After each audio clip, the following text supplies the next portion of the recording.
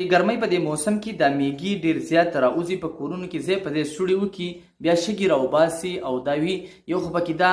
کوتاهي کېږي چې انسان په میږو خپېږي نو دا هم یو ګناه ده نو دا ډېر زیات چې په دې ګرمۍ کې دا مخکې ګرمۍ کې هم دا وظیفه ما ورکړې وه خو چونکې اوس بیا ګرمي راله نو په دې باندې ډېرو خلکو رابطې وکړې ما چې په دې دوباره زه بیا ویډیو وکړم او دغه یو پیغام دغه وظیفه تاسو ته مخې ته وړاندې کړم خو مخکې د هغې نه هر مسلمان ته زما د اورېدو نه مخکې شیر کوي الله به اتوماتیک تاسو ته اجازه در میلاو شي که نه شیر کوي او ته به اجازه نه وي چا په کور کې چې په کم ځای کې هم میږي راوتې دي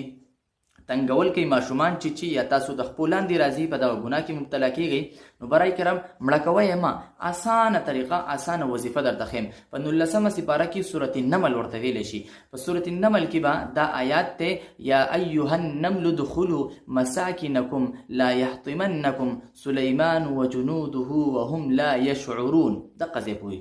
دا آیات په 313 مرتبه ووي چینی به راواخلي چینی خو پیژنئ که نه دا به راواخلي هغه به پې دم کوي او کم ځای کې د میږیانو سوړي دي او میږي راوتي د هغه سوړو خوا کې به دا واچوئ کم ځای کې د میږیانو سوري دي هغه ځای کې به ورته واچوئ انشاءالله د الله په حکم سره دا میږي چې دغه اخري دا به په خپله باندې څه موده پس ټول واپس دننه شي خپل کورونو ته یو به تاسو د ګناه نه هم بچ شئ خپل لاندې به نه راځي دویم دا چې په کور کې کم شګې راوباسي یا ماشومان چې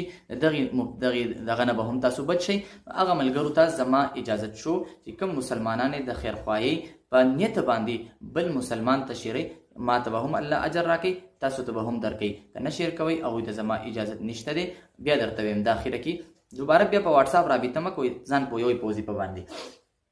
سورة النمل په 19مه سپاره کې بیا په دغه سورة النمل کې دا آیات دی یا ایها النمل ادخلوا مساکنکم لا یحطمنکم سلیمان وجنوده وهم لا یشعرون دغه ځای پورې 313 پیرې وایه چینی پې دموه او بیا دغه میږو ته د دغې سرو خوا کې ور اچوه سوړه چې ورته ویلی شي په هغې کې ور اچوه خوا کې چې کله میږي اخري دوی به په خپله څه وخت پس واپس کورونو ته دننه شي ستاسو دغه کور کې به دغه